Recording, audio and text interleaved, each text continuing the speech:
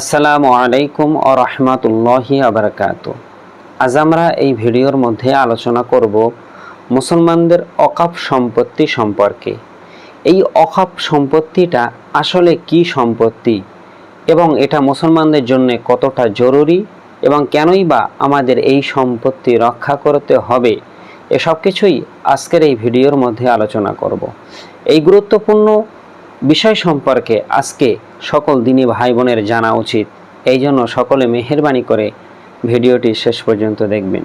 তো চলেন ভিডিওটি আমরা শুরু করি। তো প্রথমে জেনে রাখা দরকার যে অকাপ এই শব্দটি কিন্তু বাংলা কোনো শব্দ নয়, এটা ইসলামিক একটি শব্দ, যার ইসলামিক শব্দ এটাকে বলা হয় অক্ফকৃত সম্পত্তি, অক্ফ করে দেওয়া সম্পত্তি।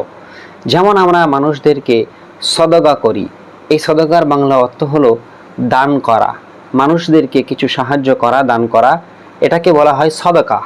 একইভাবে ইসলামে আবার রয়েছে হিবা করা, আবার একইভাবে ইসলামে আরেকটি খাত হলো অক্ফ করে দেওয়া। ইসলাম শরিয়াতের মধ্যে যত আমরা মসজিদ দেখি, যে মসজিদে জুম্মার নামাজ হয়, এই মসজিদ যতক্ষণ পর্যন্ত অক্ফ না করা হবে ওই মসজিদে ততক্ষণ কিন্তু জুম্মার নামাজ পড়া জায়েজ হবে না। সুতরাং মসজিদের এই সম্পত্তিগুলো সব কিন্তু অক্ফ করে দেওয়া সম্পত্তি। মনে করেন যে আমার দাদু বা আমার আব্বাজান তিনি মুসলমানদের নামাজ পড়ার জন্য তিনি কিছু সম্পত্তি অক্ফ করে দিলেন, যে এখানে তোমরা একটি মসজিদ তৈরি করে এখানে নামাজ আদায় করবে। ঠিক যতগুলো এরকম মুসলমানরা দান করেছে মসজিদ তৈরি করার জন্যে, যত জায়গায় মসজিদ দাঁড়িয়ে রয়েছে, এগুলো সব কিন্তু মুসলমানদের নিজেদের বাপদাদার সম্পত্তি, যা কোনো ব্যক্তি মুসলমানদেরকে নামাজ পড়ার জন্য দান করেছিল। তো যতগুলো মসজিদ দাঁড়িয়ে রয়েছে আমাদের সম্মুখে, এগুলো কিন্তু সব অকাপ সম্পত্তি। এরপরে যত মাদ্রাসা রয়েছে, যেখানে দিন ইসলামের শিক্ষা দেওয়া হয়, এগুলোও কিন্তু কোনো মুসলমান মাদ্রাসা তৈরি করার জন্য দান করে দিয়েছিল, তাহলে এটাও কিন্তু মুসলমানদের নিজস্ব সম্পত্তি। ওই ব্যক্তি কিন্তু এই জায়গাটা অক্ফ করে দেয়, এই জন্য এই সম্পত্তিটা হলো অক্ফকৃত সম্পত্তি, অকাপ সম্পত্তি। তাহলে বোঝা গেল মুসলমানদের সম্পত্তি এটা নিজস্ব সম্পত্তি, অকাপ সম্পত্তি। যেমন কোনো ব্যক্তি একটি গ্রামে মানুষদেরকে দাফন করার মতন তেমন কোনো জায়গায় নেই। একজন সম্পদশালী ব্যক্তি যার কাছে অনেক জমি জায়গা আছে, তিনি বললেন যে তোমরা আমার এই বড় বাগানটা নিয়ে এখানে কবরস্থান বানাও, যখন গ্রামের কোনো ব্যক্তি মারা যাবে তোমরা এই স্থানে তাকে মাটি দেবে। এই ব্যক্তি যে এই দানটা করে দিল, এটাকেই বলা হয় অক্ফ করে দেওয়া। আর এই সম্পত্তিগুলোই হলো অকাপ সম্পত্তি, আর এটা মুসলমানদের নিজস্ব বাপদাদার সম্পত্তি।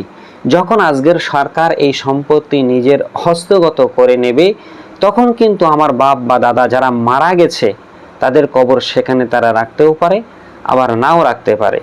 এমনকি আমরা যখন কেউ মরে যাব, আমাদের কবর দেওয়ার মতন কোনো জায়গা আর থাকবে না। মানুষরা যে নামাজ কালাম পড়ে মসজিদে গিয়ে আল্লাহকে ডাকেন, এই আল্লাহকে ডাকার জন্য এই মসজিদ গৃহগুলোকে তারা যখন সরকারের হাতে চলে যাবে, সরকার নাও রাখতে পারে। তাহলে আমাদের প্রশ্ন হলো, যে সম্পত্তিগুলো সরকারের নয়, এটা কোনো খাস জমি নয়, এটা নিজস্ব মুসলমানদের বাপদাদার পৈতৃক সম্পত্তি, যা তারা দান করেছে শুধুমাত্র মুসলমানের জন্য, তাই এর অধিকার শুধুমাত্র মুসলমানদেরই থাকবে। যেমন কোনো মসজিদে যারা নামাজ পড়ে এরা সবাই কিন্তু মুসলমান, কোনো আমার হিন্দু ভাই গিয়ে মসজিদে নামাজ পড়ে না, কোনো হিন্দু ভাইকে কবরস্থ করা হয় না, কোনো হিন্দু ভাই মাদ্রাসায় গিয়ে কিন্তু পড়াশুনো করে না। সুতরাং এগুলো সব কিছু হয়, মুসলমানরা মাদ্রাসায় পড়ে, মুসলমানদেরকে দাফন করা হয়, আর মুসলমানরাই নামাজ পড়ে। তাহলে এই সম্পত্তিতে অন্যদের হস্তক্ষেপ কেন হবে, আর আমরা কেন এটা মেনে নেব? এই জন্য আজকের ভারতবর্ষের বুকে যে কালো আইন তারা পাশ করেছে অকাপ বিল সম্পর্কে, এটা আমরা কঠোরভাবে নিন্দা জানাই। আমরা মনে করি মুসলমানদের তারা দিন শরিয়াতের ব্যাপারে মুসলমানদেরকে একটা বড় আঘাত এনেছে। এই জন্য আমি সকল দিনী ভাই বোনের কাছে অনুরোধ করব যে অকাপ সম্পত্তি আসলে কি, এটা হয়তো আপনারা অনেকেই জানতেন না। এটা কিন্তু ওই আপনার দাদা যে দান করেছিল মাদ্রাসায়, আপনার দাদু যে দান করেছিল মসজিদে, এই সম্পত্তিটাই কিন্তু অকাপ সম্পত্তি। তাহলে এই সম্পত্তিতে আমরা অন্যর হস্তক্ষেপ কেন করতে দেব? কেন আমরা মসজিদে শান্তিভাবে নামাজ পড়তে পারবো না? কেন আমার আব্বাজান আমার আম্মাজান মারা গেলে শান্তিভাবে আমরা মাটি দিতে পারবো না? আমার বাপ যখন মারা যাবে সরকারের কাছ থেকে অনুমতি নিয়ে আসতে হবে ওখানে মাটি দেওয়ার জন্য। আমার বাপ দাদার সম্পত্তিতে আমি আমার বাপকে মাটি দেব, সেটাও কি ঠিক মতন দিতে পারবো না? এই জন্য আমি সকল মুসলমান ভাইদের কাছে অনুরোধ করব যে আপনাদের যতক্ষণ পর্যন্ত জাহান আছে ততক্ষণ পর্যন্ত আপনারা সরকারের এই কালো আইনের বিরুদ্ধে প্রতিবাদ জানান। আর হার হালাতে এই সম্পত্তি নিজেদের হস্তগত যেমন ছিল তেমন যেন নিজেদের হস্তগত আবার হয়, সেদিকটাকে খেয়াল রেখে আপনারা যে যার মতন করে আন্দোলন করবেন। একজন আন্দোলন করছে আর আপনি ঘরে বসে শুয়ে আছেন, এমন চিন্তা কোনো সময় করবেন না। বরং আপনিও সকলকে উৎসাহিত করে একই জায়গায় সবাই মিলে আন্দোলন করুন। সরকারকে বলুন আপনাদের দাবিটা, যে আমরা কিন্তু এই আন্দোলন করতে চেয়ে কোনো বেধর্মী ভাইদেরকে আপনারা কোনো প্রকার কষ্ট দেবেন না, কোনো মানুষদেরকে কোনো প্রকার কষ্ট দেবেন না। তবে আমাদের অধিকার আমাদেরকে আদায় করতে হবে।